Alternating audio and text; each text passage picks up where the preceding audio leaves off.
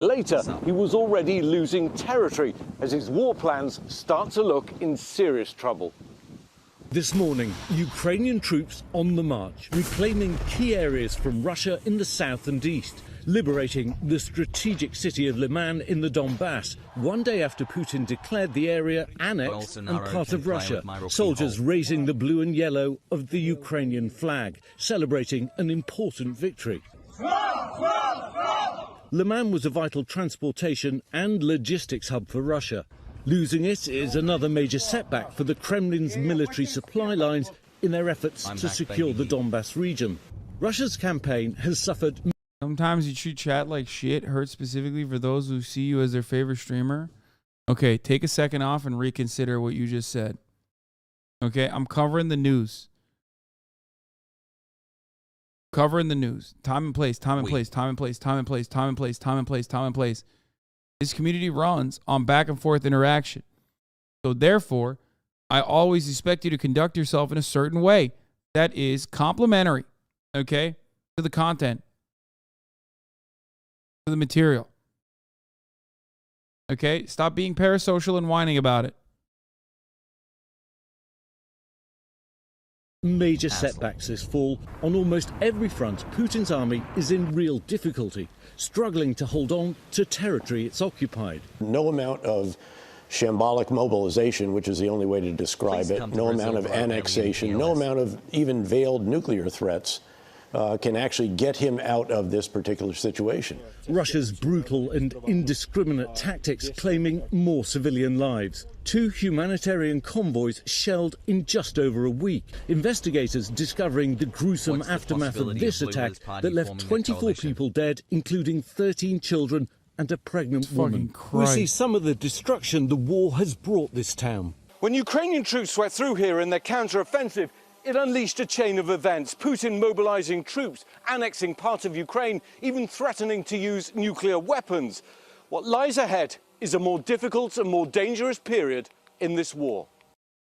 So I think the question now is, how does Putin respond? We've heard the threats that he's made about defending these new territories by... Okay. Consent manufacturing happened in the beginning stages of this fucking war, okay? On both sides. Russia tried to act like it wasn't doing a war. Russia tried to act like Vladimir Putin tried to act like he wasn't trying to overtake the entirety of Ukraine all the way to Kyiv, and that this was just a tactical retreat when he wanted to reinforce the eastern flank and the eastern front. Just this month? Okay? That consent manufacturing part already happened. It occurred. The Western state media apparatus, or with the state apparatus, alongside the state apparatus, Western media was basically saying, you know, Ukraine is owning, Ukraine is owning, Ukraine is owning, Ukraine is owning, when Ukraine was not owning, okay? Now we've gotten to a point where Russia has solidified its... What? Bro, U.S. is fault reaction, fuck Putin, guilting meaning? What? What are you saying? Shut up. Stop saying weird shit. Hell yeah, brother. Russia has always held that it does want to take Kyiv. It's the only West that says they want all of Ukraine. That it does not want to take Kyiv. Doesn't matter. They were bombing Western fronts. They were bombing Western locations. Okay, Ukraine wasn't doing great. Obviously, no. You can't really do great when you're getting fucking invaded. You know, no matter what happens. And now Ukraine actually is performing very well as a consequence of the HIMARS, as a consequence of all the weapons that they're getting, small arms and also large arms. Weapon systems that they're getting from the West. Okay?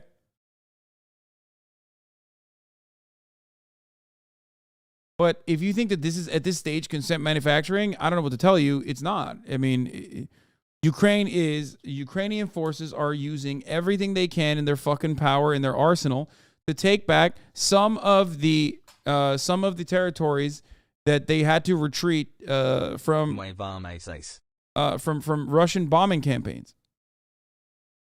Not only is shit not going so well for Russia, if you want further proof that things are not going well for Russia, I mean, you have the forced conscriptions that are happening. That's number one. You don't do that when you're winning. And number two, you have Putin talking about nuclear warfare again. Okay? The idea of, like, if you don't let me win, I'm going to fucking do nukes. I'm going to do the nukes.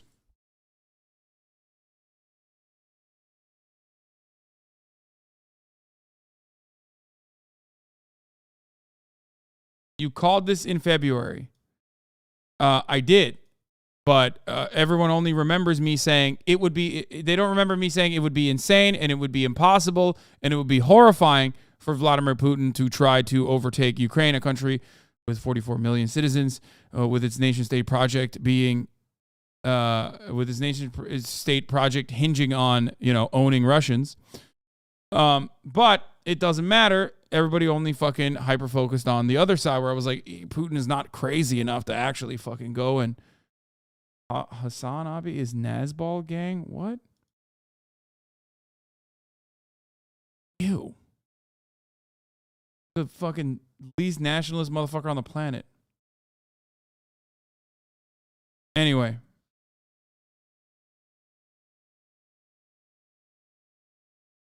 So now things are going not great at all and really poorly.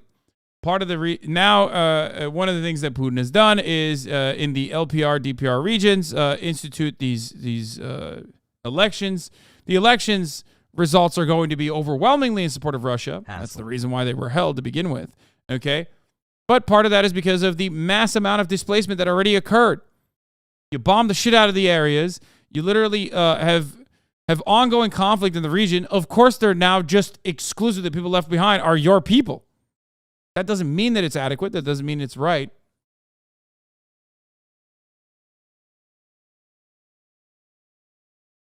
Anyway, let's continue with this. I gotta grab my food real quick. By all available means, even making nuclear threats. But for the Ukrainian soldiers here, they won't stop. And what they say is that they're going to drive every Russian from every bit of their land. And for now, it's the Ukrainians who've got the momentum. George? Ian Panel, thanks very much. Let's bring in the top spokesman for the National Security Council, John Kirby. John, you just heard Ian Panel right there saying the Ukrainian forces are not going to stop. How do you assess their gains? They're quite impressive, I think. No question about that when you look at the northeast part of the country, George. Now they are pushing up against the Luhansk Oblast, which will most likely be their next goal here. And of course, that's one of the oblasts that Putin tried to annex late last week. They are also making gains in the south, George. Incremental to be sure, but they are making gains in their counteroffensive down in the south in the Kherson Oblast, and not too far from the city of Kherson. So they are absolutely on the move here, and like you've heard President Biden say, we're going to continue to make sure we can give them the weapons and capabilities they need to continue that kind of progress. I was going to ask you about that. There are new reports of those gains in Kherson this morning. Is the Russian hold on Kherson, a key strategic city, under threat? I don't know that I'd go so far as to say it's under threat this morning, George.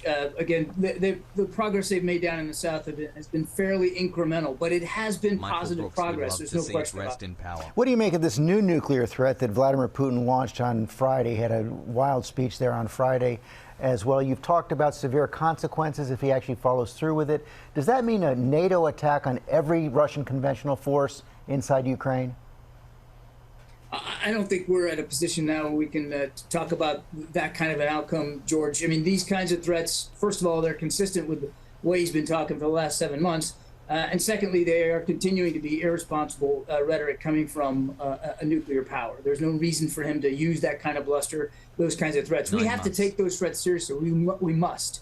It'd be easy if we could just blow it off, but we can't. These are serious threats made by a serious nuclear power. So we're watching this as best we can. Now, what it'll mean in the future, we just don't know. But we've got to make sure that, as President Biden said, that we are ready and prepared to defend every inch of NATO territory, and that Mr. Putin understands how seriously we take our Article 5 commitments to the alliance. In the midst of these threats, we're seeing fierce criticism of Vladimir Putin and his military strategy now, even from inside Russia. Calls for military commanders to be sacked. How unusual is this? How serious a threat is it to Vladimir Putin? I think it's noteworthy for sure. I mean, over the last 7 months, you haven't seen these kinds of fractures and fissures inside Russia.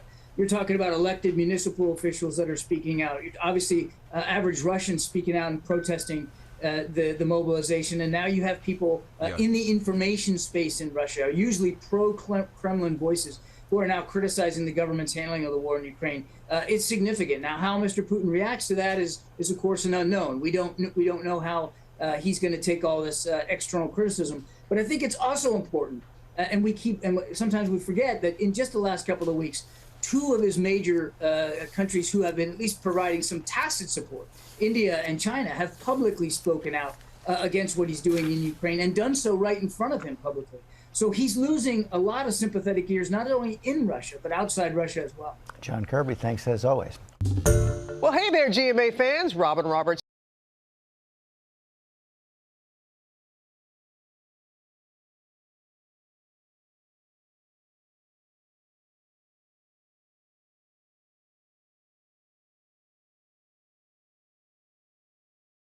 Jeffrey Sachs on Nord Stream's destruction.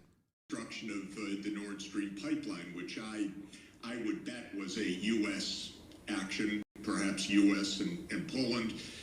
This is Jeff, we got to stop there. That's quite a statement as well. Why do you feel that was a U.S. action? Come on, bro. What evidence do you have of that? Well, first of all, there's direct radar evidence that U.S. Helicopters, military helicopters that are normally based in Gdansk, were circling over this area. We also had the threats from the United States earlier in this year that one way or another we are going to end Nord Stream. We also have a remarkable statement by Secretary Blinken last Friday in a press conference. He says, this is also a tremendous opportunity. It's a strange way to, it's a strange way to talk if you're worried about the piracy on international infrastructure of vital significance. So I know this runs counter to... That's so crazy, man. I can't believe it. There's no way it was America or America-aligned units. I mean, that'd be crazy. What? U.S. and Poland? That's a vast overestimation of Polish abilities? Yeah, no shit, brother. But that doesn't matter. Everything in that region that is done against Russia is being done by pro-America and America-trained, American weapons, and are people who are trained by Americans. Like, it's not like the Polish submarine force is responsible single-handedly for it. They didn't get a couple Polish motherfuckers riding on, sea lions to go and throw stones at the fucking pipeline, brother. Dank Hackermans. You know what I mean? For what? I'm on a jet ski.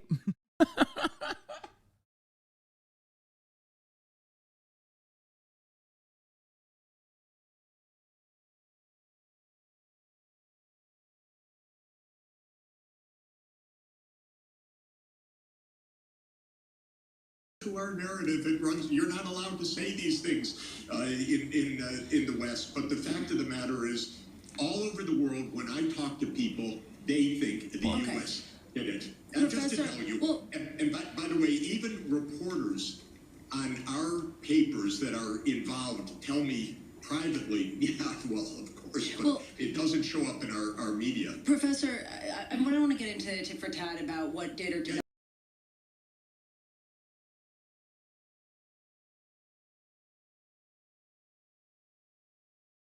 Anyway.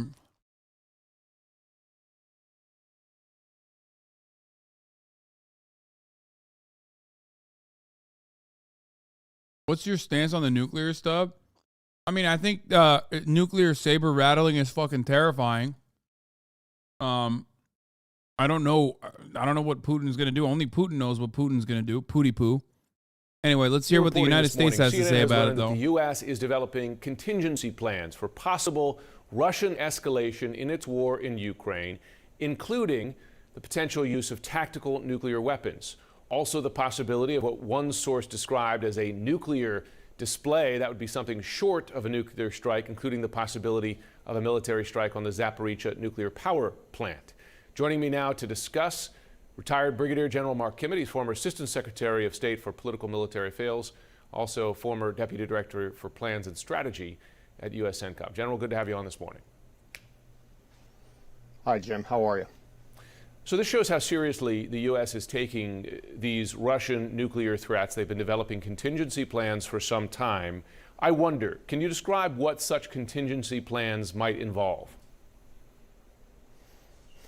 Well, I think... It's like, bro, come on. What kind of defenses do we have?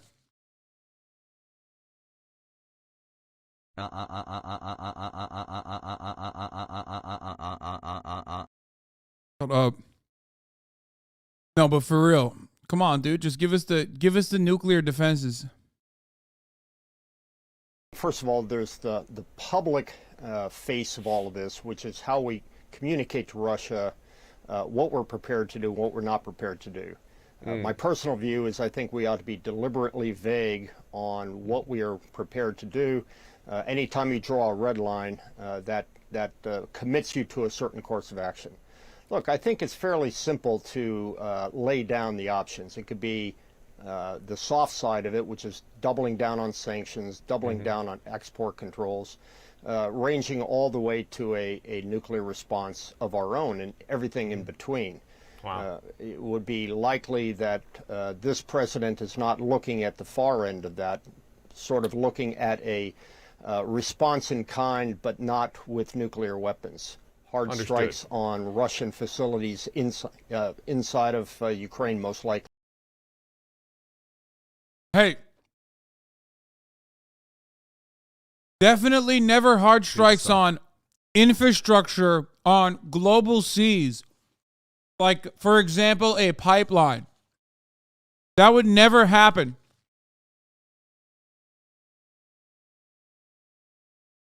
I just want to point out, America hasn't done that and will certainly not do that, surely. That's exactly how General Petraeus described it. He said, hypothetically, and again, he's not basing this on any public, revelation of intelligence, we would respond by leading a NATO collective effort that would take out every Russian conventional force that we could see and identify on the battlefield in Ukraine, also in Crimea. Does that sound like the response you'd be thinking of? Well, I certainly don't have a vote in the matter, but I think that's certainly one of the options that'd be considered, and I'm glad to see I'm in good company as Dave Petraeus.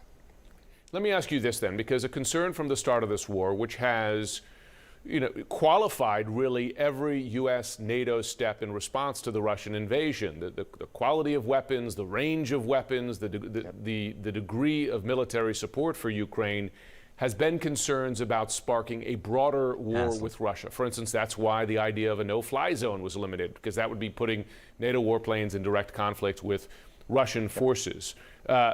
Would a response like this, and this has to be part of the calculation, right? There's a risk of sparking a broader war, is there not? Brother, if they launch nukes, it's over. What do you mean no-fly zone? It's more like all nuke zone.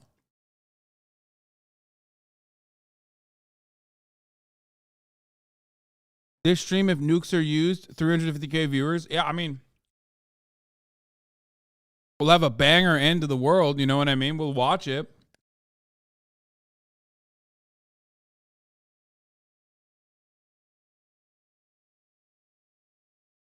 That's how it works. There's no world in which it's like, oh, we're going to do a baby nuke, and then you guys will do like a little bit larger of a baby nuke, and then it'll be fine. It's like one nuke is all nukes. Dua Lipa said it best. One nuke is all it takes. Falling in love with me. Possibility. That's what that was about. There certainly is. But I heard a description of Putin yesterday that I thought was particularly apt. He started off as an autocrat, became a dictator, and now he's a madman. Wow. He may be a madman, but I don't think he's suicidal. I don't believe that he wants to be the leader of Russia. Brother, I said that too. Let me tell you something. People love bringing that up still. Russia that ends the Russian Federation. So I think we ought to take his threats seriously, but I don't think we should be cowed or coerced into any particular action as a result. And I should note, and this is in our story this morning, that the U.S. to date has not detected any movements of Russian nuclear forces or weapons that would indicate that such an attack is imminent. I do want to talk about the battlefield right now and Ukrainian progress, because we saw that rapid advance in the northeast at the start of this counteroffensive. Now we're seeing, if not quite rapid advance, but still substantial advance in the south around Kherson. How bad is the situation for Russia and its forces? Have we seen the beginning of a broader retreat here? That's hard to say, Jim, because if you look at it from classic military analysis, the Russians should be doing far, far better. A quantitative assessment says that the Russians have the advantage. But it's the intangibles that we're seeing on the battlefield, the morale of the Ukrainians, the equipment they have, the leadership that they have versus the brain rot? Oh, man, it's like, it's literally the weapons, dog. That's it. It's the weapons. They have a fucking endless funnel. 20 holy hell, you're the man. There's enough people who honestly and legitimately and earnestly want to defend their country. So there's that. And that is going to happen when you get invaded. 10-month brain rot, let's go. And weapons.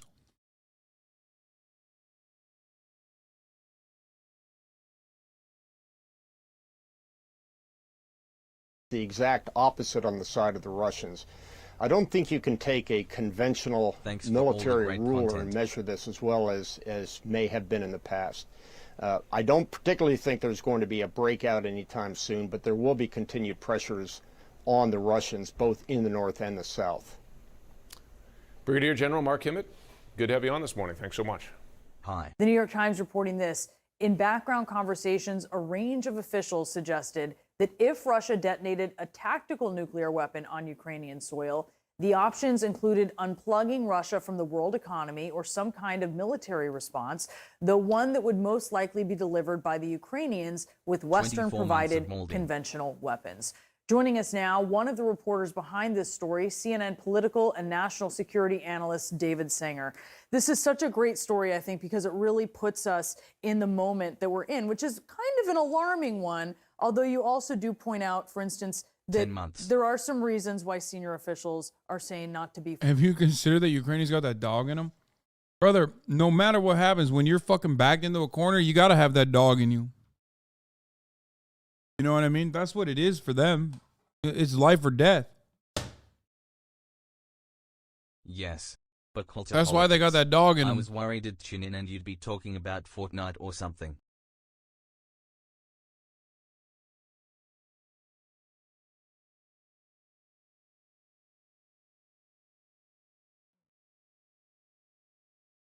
One year of cured brain rot, Pog. The invading force has logistical hurdles to overcome that they're having a hard time overcoming, and the defending force has an incredible amount of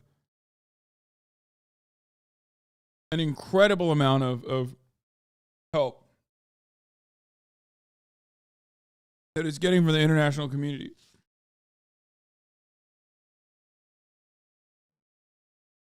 Fully concerned at this point in time, but just put into context where we are. Well, I think where we are, Brianna, is that this is probably one of the most fraught nuclear moments since the Cuban Missile Crisis, which was 60 years ago this month. That said, there's no evidence right now that we see the Russians moving any tactical weapons. They're small, so it might be easy to miss them, but there's no evidence of that at this point. And they don't believe that Putin yet has his back so up against the wall that he would turn to this. It's also not entirely clear how much using a tactical weapon would help him on the battlefield, except to try to freeze things, to basically say to the Ukrainians, if you make one more move toward throwing us out of the Donbass or these other areas, just know that I can take out your entire country and turn it all into wasteland. But the consequences for Putin would be high. And David, surely Putin knows among those consequences would be global condemnation, right? That, you know, there are still some countries that he has somewhat on his side, including China. He must know that he would very quickly lose that support if he were to do anything on the nuclear front. I think that's right, Alex. He would. And, you know, China and India are two countries that are continuing to buy oil, for example, and not part of the major sanctions regime. At the same time, what worries most American officials is what happens when Putin comes to the conclusion that the war is going so badly that it's an existential threat not only to Russia, Sending love but to from him Iowa has silly. and to his own rule. And at that moment, he may reach for whatever he has got. Now, he may also think that over time, other countries have broken taboos and gotten away with it. You notice it in the speech. The first thing that the one Broken last week, taboos. first thing he said was, there was Hiroshima, there was Nagasaki, and you set a precedent when you did. Homie's talking about nuking civilian populations. He said broken taboos, bro. This is why, like, I always say America and Russia, or American imperialist leadership and Russian irredentist actions are like this, okay? It's like this. Straight up. Because like they're talking about they're talking the same game. The only difference is like obviously America is the global superpower, so it doesn't matter. They can do whatever the fuck they want. You know what I mean? Did that. Yeah, that is so alarming because that's part of what has been this campaign of rationalization, right? Where he's saying, oh, they set the precedent. The U.S. set the precedent. He's also, on this rationalization, had these illegal annexations of these 4 areas of Ukraine. And when you look at Russian military doctrine, and he keeps reemphasizing this, as have other Russian officials, nuclear weapons can be used 24 if months there of is an becoming a better existential person, threat to Pog. Russia. Replay The And Witcher, now it pretty seems please. to be the rationalization is, oh, well, this is Russia. So if you go after this, yeah, we could use a nuke. Right. That is the backwards rationalization. It would also seem to apply to Crimea. And of course, we've seen the Ukrainians attack Crimea, and he's not reached for nuclear weapons at that moment. You know, the oddity of all of this, Brianna, is that nuclear weapons are one of those things that are much more powerful in the perspective, in the threat that you might use it, than they are when you actually go off to use it. And this is not Checkmate, like the the brain old rot has Cold War taken over days my nervous where the system. This isn't concern boys. was they would lob a nuclear weapon at the United States, and in return for New York, you take out Moscow or whatever. In this case, he's talking about using a small weapon. Days where the concern was they would lob a nuclear weapon at the United States, and in return for New York, you take out Moscow or whatever. In this case, he's talking about using a small weapon that would be used on presumably a military base, maybe a low populated area. The West is not cool. Whatever, dude. You know, back in the day, that was the stakes. You know, we would just talk about stuff like that. Now we're just talking about like baby nukes. Just a little nukey poo. going to fire a nuclear weapon back in return for that. They may. The threat of nukes is the main usage of nuclear power. That's all he said, and your dumb chat is confused. No matter what happens, it's still pretty bad.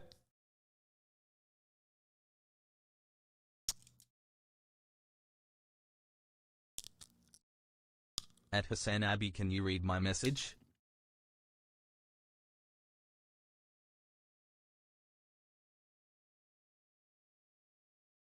Actually, as we reported, use conventional weapons. There could be some kind of a military response, but not a nuclear response.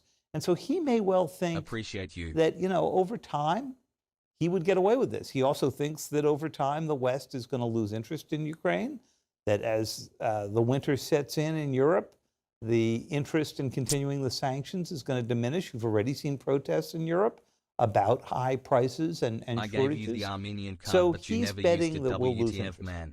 The Ukrainian army made another substantial gain over the weekend. It retook the eastern city of Lyman just hours after Russia illegally claimed it as part of its sham referenda. CNN's Nick Payton-Walsh and his team. They're about to be like, damn, dude, Ukrainian forces are actually advancing on Russian territory. This one brilliant tactic makes it so that now Ukrainian forces are actually inside of Russian borders now, because that's Russian territory now. Looking beautiful today.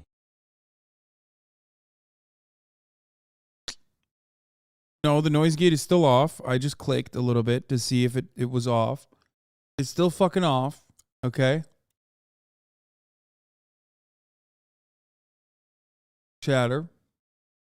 Congrats on being bronze 3 Pogu. It's still on. Team were on the ground there just moments after the Ukrainian president confirmed Russia had moved out. Nick, give us the latest. Yeah, Brianna, we're the first television crew into Le Mans to see the devastation caused by this onslaught back and forth, but also see how ghostly empty it was and hear from locals the possibility that some Russian troops did in fact manage an orderly withdrawal roughly at about the same time that their commander-in-chief, Russian President Vladimir Putin, was standing on a stage and rallying people towards victory, signing pieces of paper declaring where I'm standing and Le Mans falsely to be part of Russian territory. An extraordinary paradox there that goes to the heart, perhaps, as why this is such a strategic defeat for Russia. Here's what we saw. It may not look like much, but this is where Putin's defeat in Donetsk began. A prize from the last century, perhaps. But trains and tracks are still how Russia wages war today. Le Mans, what's left of it, now freed of Russia. Well, this is what it was all about. The central railway hub, here now in Ukrainian hands and devastated by the fighting. And this was such a seminal part of Russia. Discord is paywalling chess? Bro, the Twitter link that you just sent me is by a man named ISIS member. Like, I'm not clicking on that. I don't know what the fuck's going on there, but Twitter account ISIS member posted the most fire tweet. It's like, I'm not touching that.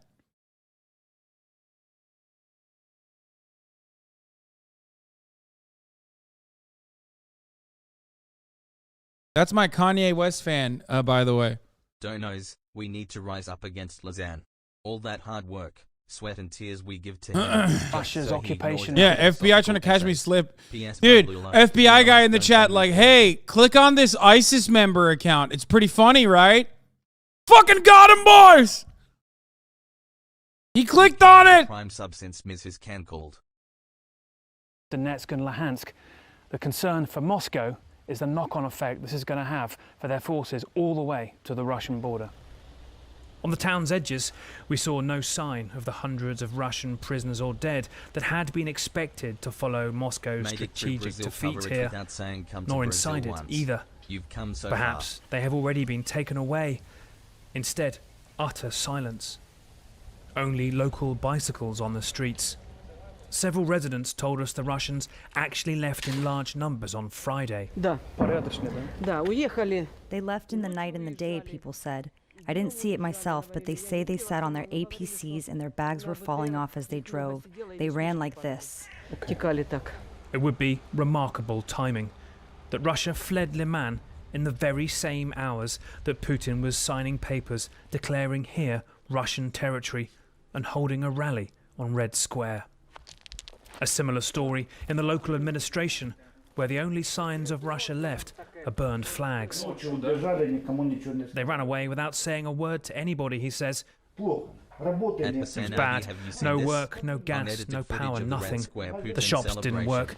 It truly feels as if there is nobody left.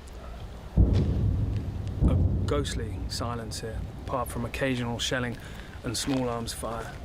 And it is, for so much of this town, utterly destroyed. So many locals, we're told, leaving when the Ukrainian push towards it began. But now it's just this utter ghostliness in a place that's such a strategic defeat for Russia. Gunfire in the distance. They're nervous some Russians may be left. Outside what's left of the court, the constant change and violence is too much for some. Her husband just arrested. Понимаете, сказать вам правду. Шапку снимаешь, шапку одеваешь. Шапку снимаешь, шапку одеваешь. Что это за жизнь? 72 года, 73-й год. Я не могу спокойно, как крыса в подвале. С подвала вылазить. Сказать, а что ж это такое? Только вы же это не покажете, понимаете? Вы это не покажете. Вчера Украина зашла, проверила документы на забрала мужчину, пропал мужчина. Мужчина пропал. Вот это злое дело. Злое дело. Шапки одно, шапки снимают. А люди страдают, блин. Одни бьют, другие бьют. А мы плачем. Когда он Еще не узнали. The Ukrainian troops we did see had already stopped celebrating. There is little time. They're on the move again.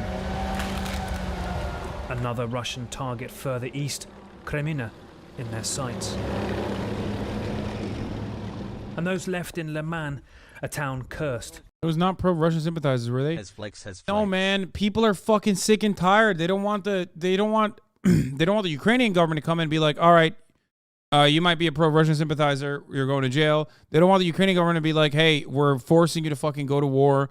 They certainly don't want the Russian government to come in and be like, hey, you know, you're Ukrainian. We're going to fuck with you. We're going to jail you. It's just, that's the reality of war. The real working class people, the regular working class people get fucked over. They either get forced into conscription, they get forced into service, or they get killed. 3 head. There's no good side in this circumstance. I mean, there is. Obviously, there is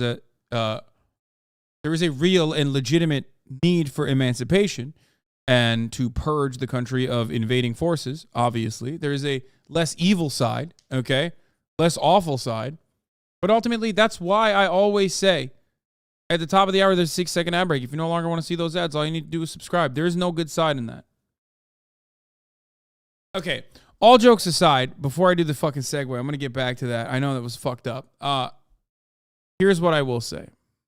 Okay? Here we go again. That is why people constantly talk about ways of ending this conflict. One way of ending this conflict, all ways of ending this conflict is through treaties, okay? Ceasefire agreements, treaties, and de-escalation.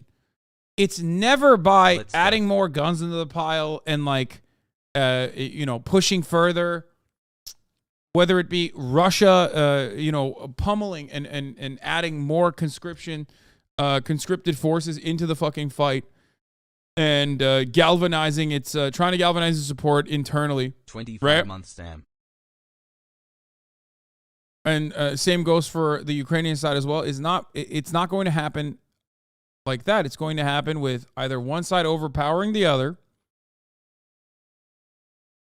Okay.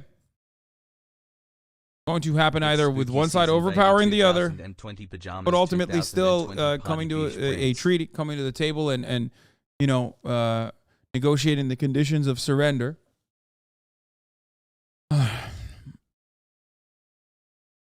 Or it's going to end with just all-out nuclear warfare. Full-blown. Nukes everywhere. 106 chatters rated this ad segue an average of 5.4546 out of 10. Today's best at 646. Nice one, Hasi. Okay, that was a really good fucking ad segue that I did. So good that I had to literally stop myself in between, okay? The fact that you consider that to be a 5.46 is mind-boggling to me. I'll just straight up say it. I think that's bullshit that you think that it's a 5.46. You're wrong, okay? That was a great fucking segue. That was a 10-10. You're so hot. Okay? And the feeling of 10-10 is the same kind of feeling, the same kind of 10-10 feeling you get when there's a top of the hour ad break and you no longer have to see those ads because you have subscribed for $5 or for free with the Twitch Prime. Is that a real bot? What the fuck? Yes, it is. It was an all-time low segue. Yeah, I mean, it was fucked up, but it was a good segue. It fucked you up. All right? It fucked you up. One pog is all it takes. Thank you for the 5 get subs. Pose XX, thank you for the 5 get subs as well. Allowing 10 people to no longer see the ads. Here's the 1 minute ad break now. To have these bars of rusting steel running through it, are gathering the ruins to burn for fuel with winter ahead. Left in the wake of Russia's collapse here, a town they took weeks to occupy, now this but is only hours to leave. Now, the staggering military defeat that's seeing a knock-on. It was a low blow. Doesn't matter. It got you the knockout. All people remember is the dirty play. Listen, I'm teaching you a valuable lesson, okay? Don't trust content creators. Get it twisted. Get it twisted. Start using a nuke.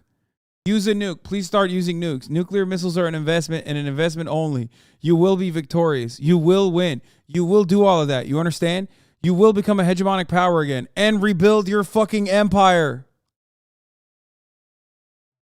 Effect already towards Russia's borders, as you heard there, but there's political consequences too. Open bickering amongst Russia's elite, criticism in the Russian state media, even now.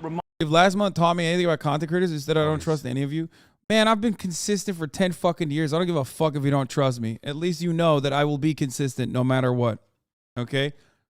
Maybe I have consistently bad qualities. Okay? Like I might be too trusting. And I might get owned regularly for that. Okay, but ultimately, I'm still consistent. Yeah, consistently. Sugma. Wait, what's Sugma?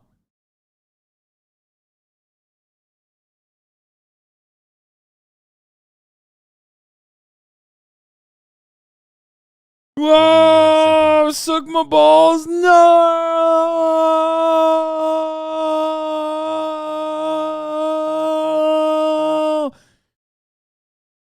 Remarkable comments from the Kremlin spokesperson saying that they are still discussing with the local populations of the areas of Zaporizhia and Kherson that they occupy exactly how much of those areas, in their mind, are now Russian territory. Utter disarray, frankly, from their political standpoint and their military one too, and also suggestions of Ukrainian progress on the southern front as well. Startling days ahead and just behind us here. Brianna? Yeah, certainly are. Nick Payton-Walsh, thank you for that report. Inflation. Oh, no.